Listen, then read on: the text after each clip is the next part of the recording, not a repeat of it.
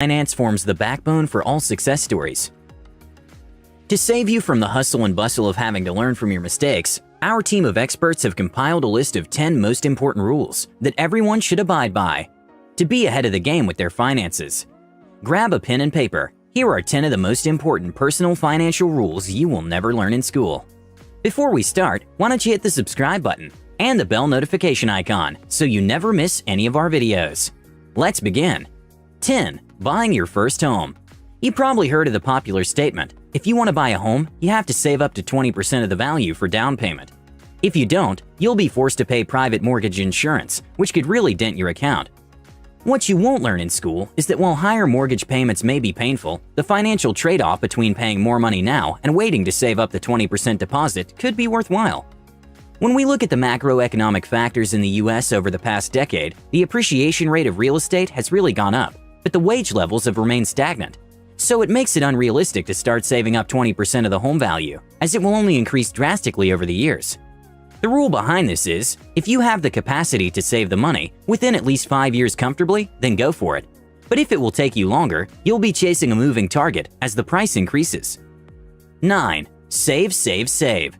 In school, they'll teach you to have at least 10% of your income, but let's be honest here, this isn't enough to retire on. Well, unless you're earning millions. For most of us with a regular paycheck, a decent savings percentage will be about 25 to 40%. We're not saying 10% is entirely useless. It could be a great starting point to build that savings muscle. In order to save more, reduce your expenses and unnecessary costs. Instead of buying that cup of coffee every morning, put that money in a savings account with a better interest rate. 8. Emergency fund. You may have never heard of an emergency fund from school, but you're lucky you have us to teach you about it. Recent statistics show that up to 40% of Americans don't have the funds to cover an emergency of $400. This is an alarming statistic that only shows how people disregard the importance of an emergency fund. What if you lost your job today? Would you have enough money to cover your costs? The golden rule is to have 6 months of expenses saved up somewhere, but we suggest that if you can make it more, the better. 7. Budgeting basics. Budgeting is quite important in life, yet you won't hear anything about it in school. Sadly, not understanding the basics of budgeting while in school can leave you disadvantaged right after graduating, especially once you move out. Not having knowledge of how to manage bills and create the distinction between wants and needs can lead to one enduring one hardship after the other. Everyone needs to know how to plan a lifestyle that is financed by earned income.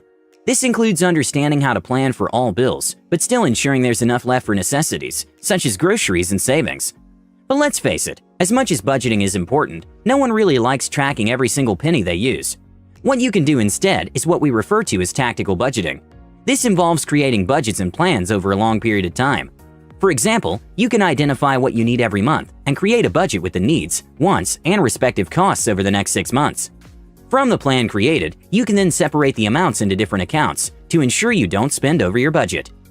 Then, occasionally, you can refer to your list to stay on track.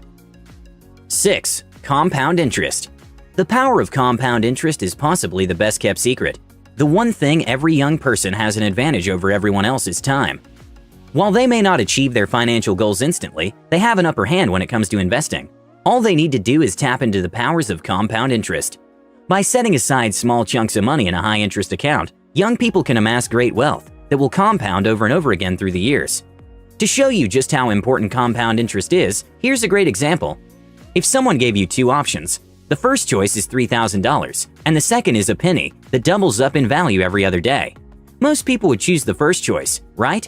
You probably did too, but if you do the math, the second choice would be worth $10 million after 30 days only. If that's not enough to convince you to start taking advantage of this incredible opportunity to grow your wealth, then I don't know what will be. 5. Secrets of credit. Most young people right after getting their first credit cards end up maxing them out. They then end up with a life full of debt, where they're forced to pay up huge chunks of interest rates, and in some cases, this results in late payments that could adversely affect them. What most people don't know is the importance of credit scores and maintaining a great credit history. But they would probably be aware of the secrets if schools paid more attention to training them on this life skill. Here's what you need to know. Your credit score is one of the most important parts of your financial health, and it generally determines your financial position as an adult.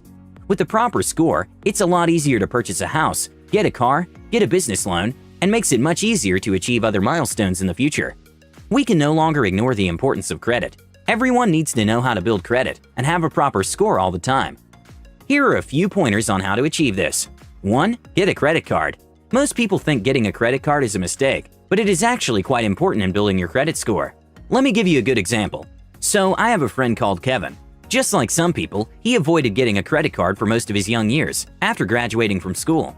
Doesn't sound like a big problem, right? But when he started looking for a home to buy and a car, he couldn't get any loan approved because his credit statement hadn't been established. Here's how it works. When you get a credit card and use it, financial institutions record all your transactions and interest payments. Based on your efficiency, they'll assign you a score to your name.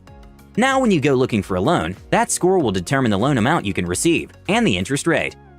2. Always pay your debt in time. There's no other way around this. If money is due today, make sure you pay it today.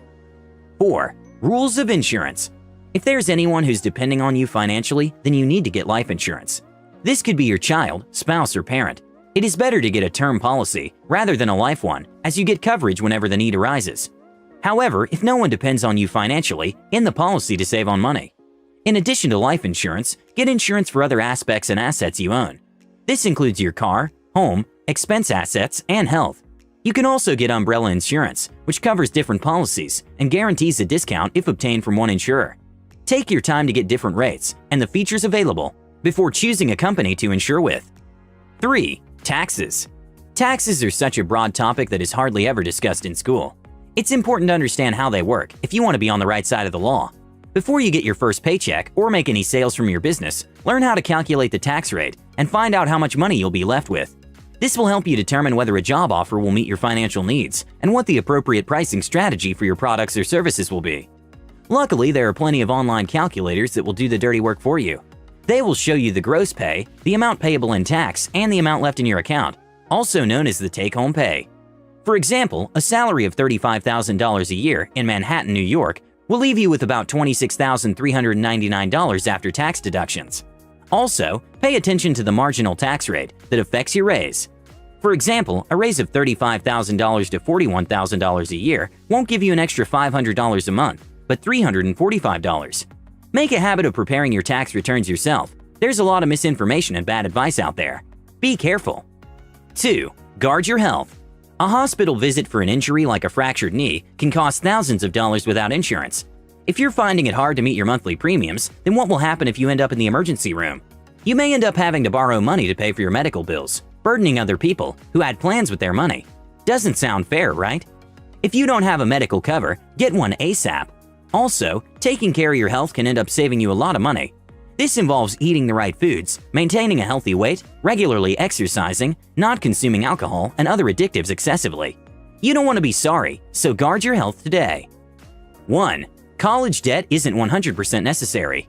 Contrary to what everyone believes, that student loans go hand in hand with a college degree, you actually don't need to get one to achieve the latter. 85% of new graduates complain of the heavy school debts and the chunk of money that goes to paying it off immediately after they start working. It's not always a must that you get these loans to pursue your degree. Some institutions, like the Davidson College in Charlotte, help students so they don't end up in debt. Other schools offer great education at a fraction of the private school's tuition fee. You could also attend school part-time, work as you study, enroll in a more affordable school, graduate fast, or begin your journey in a community college. But we're not saying debt-free schooling should be everyone's goal. In some cases, it might be worth it. If you're set to launch in a very high-paying career path, then a few $1,000s shouldn't get in the way. However, don't establish this debt as the main factor of existing as a college student. There are so many other ways of achieving your career goals. That's it for today. We hope you learned a few things. If you're still here, then I bet you enjoyed the video. Give it a thumbs up and don't forget to subscribe if you haven't already. We have regular finance videos that will help you grow abundantly, so stay tuned. With that said, I'll see you in the next one.